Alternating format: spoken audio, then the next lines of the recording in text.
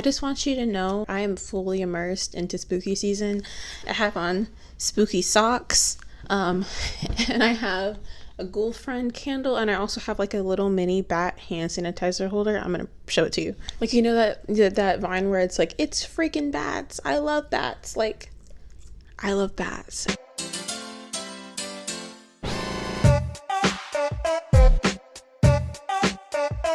Hey guys, welcome back to my channel, and if you're new here, hi.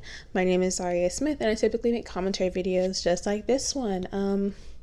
Subscribe for the bisexual lighting, and I guess that's it for my intro.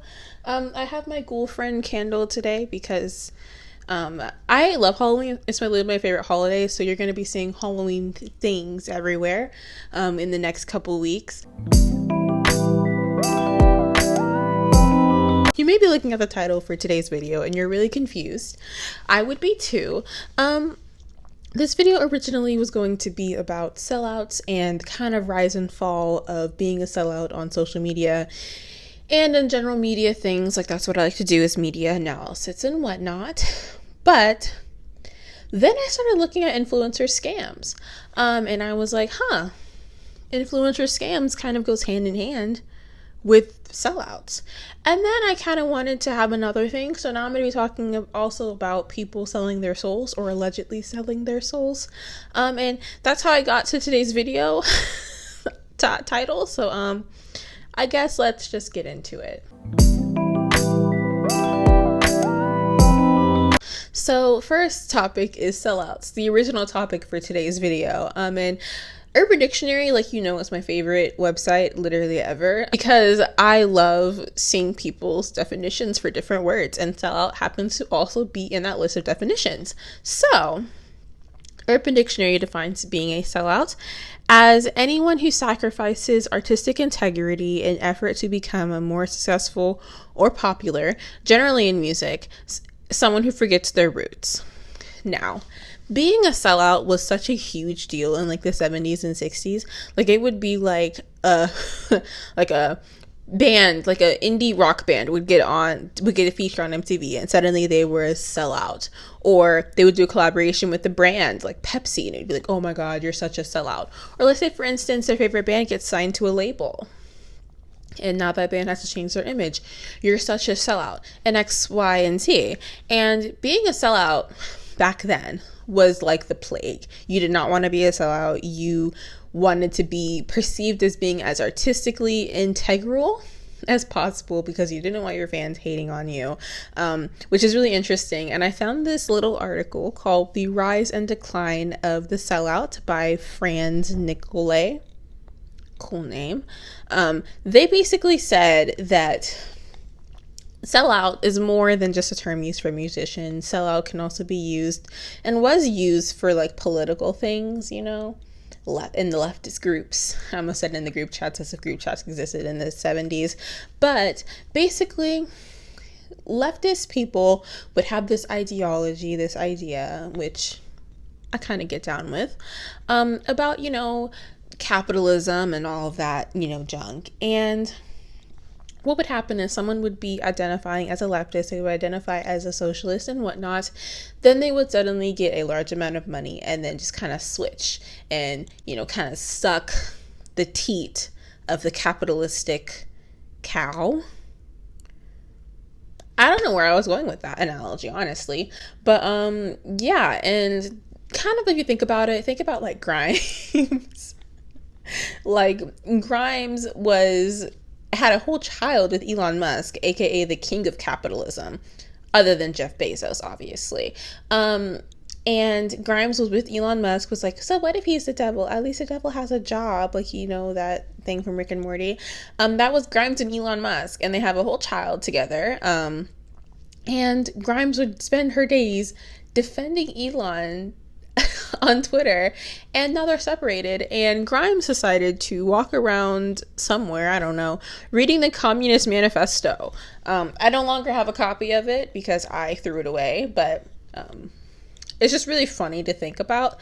And I still love Oblivion. Oblivion is one of my favorite songs, like, period. And Grimes happens to sing that song. So I like Grimes every now and then. But it was really funny to see, like, this kind of, like, people calling Grimes a sellout and abandoning her political ideas just to be with Elon Musk. And then they separate and immediately she's reading the Communist Manifesto, you know, just girly things, you know. In this article, he also talks about how over the years, selling out has kind of been seen as something that isn't as bad. You know, if you think about the difference between how people reacted to Mary J. Blige doing the Burger King commercial versus how people react to BTS having their own meal at McDonald's, it's a completely different reaction, or any of the other meals. Like the Travis Scott one. That was the first one, I think. People's reaction to an artist collaborating with a fast food brand is completely different. Even how people would react to celebrities being in commercials for basic companies.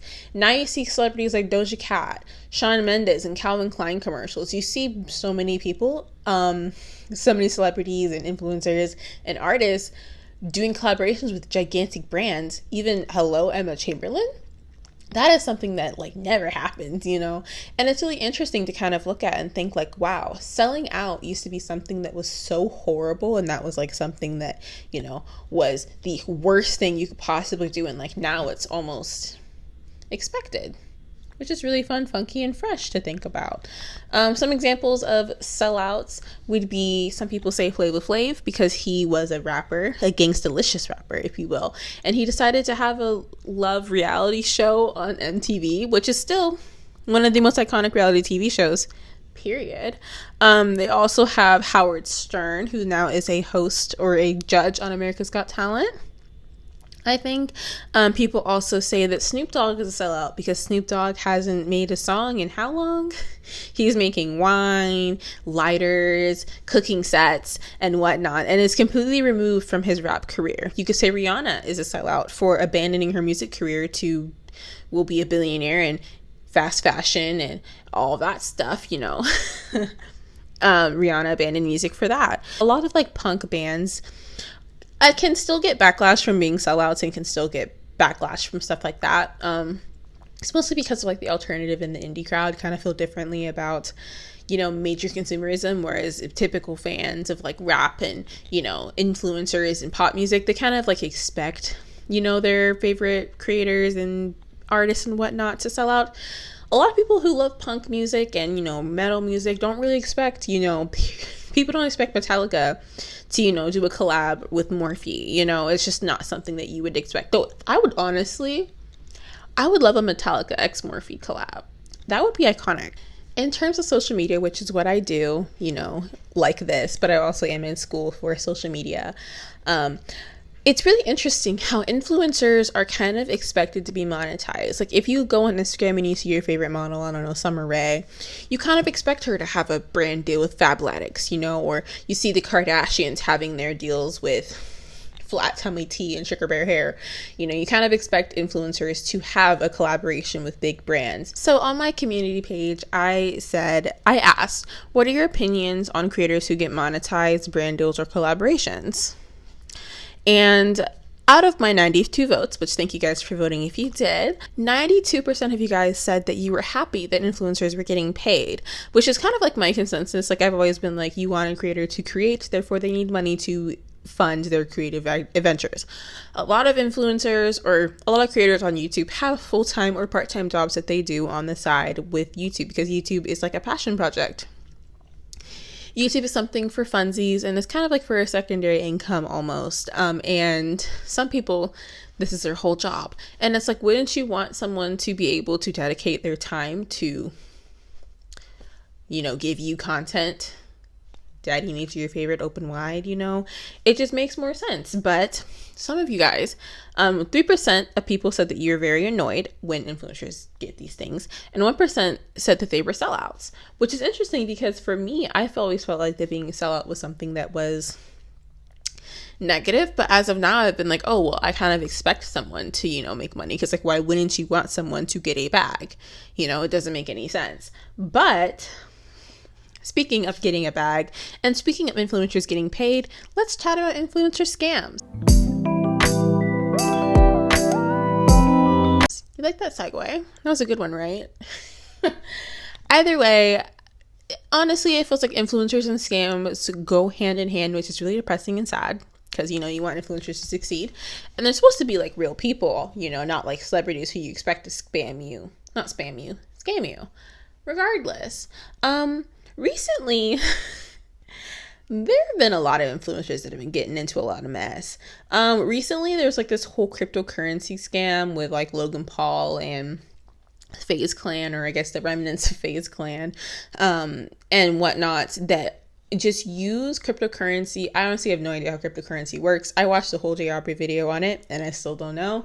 Don't even try to comment down below and let me know, because I still have no idea how any of that stuff works, including NFTs and cryptocurrency. Like, it doesn't make any sense to me, so don't try to explain it to me. But it's interesting to think about that a lot of influencers are kind of like they're kind of promoting this cryptocurrency. They're promoting these things like Logan Paul with Dink Doink, getting their fans to purchase cryptocurrency and then immediately selling all of their stock, coins. See, it makes no sense to me.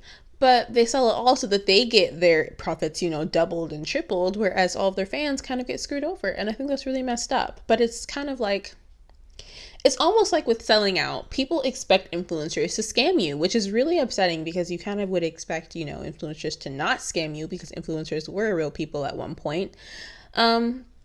It's interesting. Another thing I wanted to speak about briefly is Austin McBroom and the Ace family.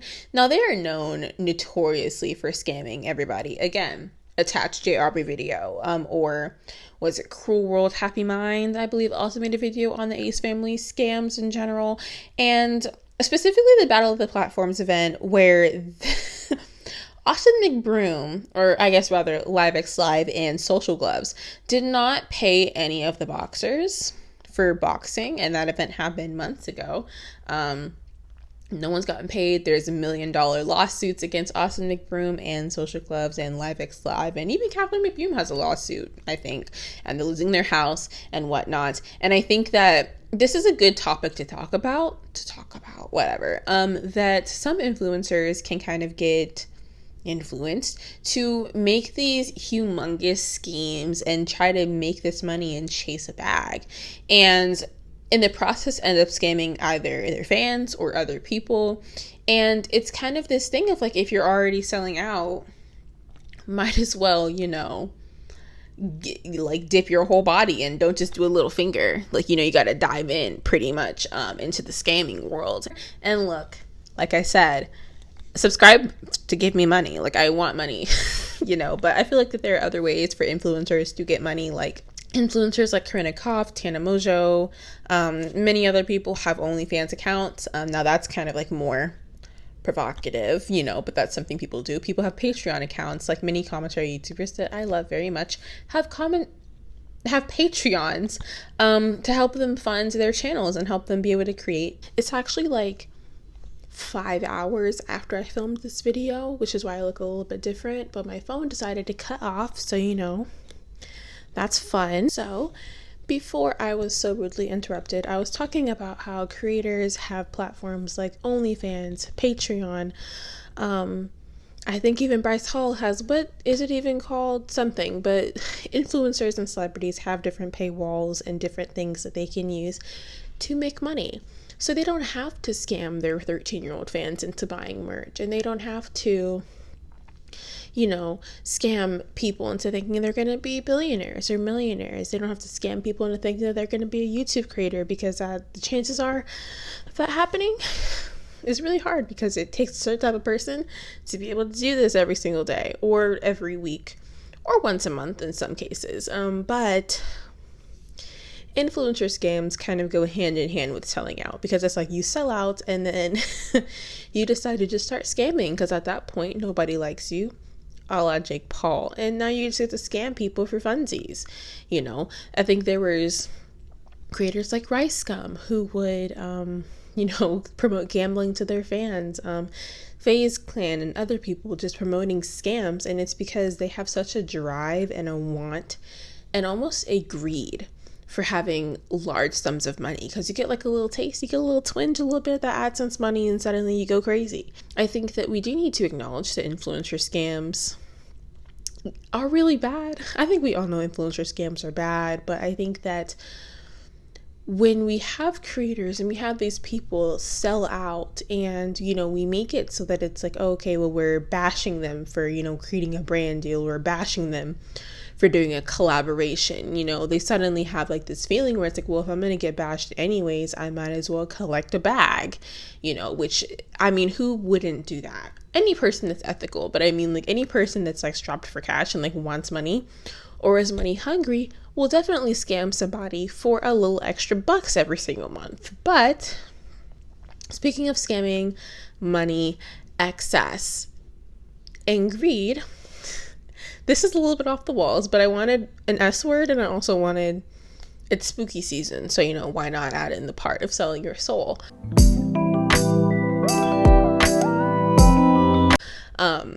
I don't advocate and I don't recommend selling your soul. I don't know how that works. If you have to, fill out an application, or if you have to go on, go to Venmo someone to, I don't understand the process. I don't know what that's about, but I do know that, if you ever seen Jennifer's Body, sometimes that stuff doesn't really go over that well. So, be mindful if you're one of those people. But I do think it's an interesting topic to discuss. And it's like, why do people automatically assume that if a person is wealthy, or they've suddenly had like a large growth, like Lil Nas X or Beyonce or Rihanna, why do we suddenly assume that they've sold their souls? And why are they 9 times out of 10 Black people? Let's unpack that, but there was an influencer, what was her name? Lyle Hansen? Whatever the case is, right now she's been trying to be a Billie Eilish wannabe, and Connor is not a big fan of her. Isn't that right, Connor? Riveting stuff. She basically made this whole TikTok about how she's like, I'm not like other singers, and I'm not like other creators, and I'm not gonna sell my soul. I want to grow organically, and you guys are my friends, and you're gonna help me grow, which was so like yucky and just like boring, but basically she made up this point like, she used clips, I think it was of Lil Nas X and Billie Eilish, like, they sold their souls and they were able to become famous, as though people can't become famous through hard work and dedication. Because like, I don't know what the assumption is that suddenly you have to sell your soul in order to become famous. There are people who become famous in other ways. And I also think that didn't even start becoming a thing until like the 70s, like rock bands or whatever. I didn't research this section a lot, so I could be wrong, and editing me will fix it. Editing me is already struggling right now because I had to, refilm this section of my video. But I will say also that there is this stigma of gaining popularity very fast, and I do think that it's kind of like in a cyclical nature in a way, because it's like a person sells their soul, allegedly, they become a sellout, and then they start scamming. It's the 3 S's. It's like reduce, reuse, and recycle, but it's sell your soul, sell out, scam. That's kind of cute. That should be on the merch. So someone make that. It won't be me. But I think that it's interesting, and I also think it's interesting how people like to use the whole demonic vibe going on. And I'm a spooky girl. I love spooky season. But it's just weird to me that people just assume that a person can only achieve fame through this method, and I do think that when people kind of have this assumption of you're already seen as demonic, or you're already seen as, the worst possible person, it's like, yeah, I too would literally not care, and I would just get my bag and then leave, because it's like people already think negatively about you. So it's like there's nothing you can really do to repair that image, especially if people think that you sold your soul and you didn't actually deserve your fame, like Charli D'Amelio or Emma Chamberlain on the influencer side, or even Tana Mongeau, really, though I can understand why Tana Mongeau got popular when she did. But singers like Billie Eilish or Lil Nas X or Beyonce or Megan Thee Stallion, Doja Cat, I've seen so many accusations of Black people or Black adjacent people who, kind of get this thought that like they just can't achieve stuff on their own, you know. And these people, then it's like, oh well, they're a sellout, and it's like they're a sellout because they already sold their soul. So it's like, what else are they gonna do, you know? But what I will say is that we do need to kind of sit back and kind of like acknowledge that, hey, maybe someone can accomplish something without having to do such rash and horrible things.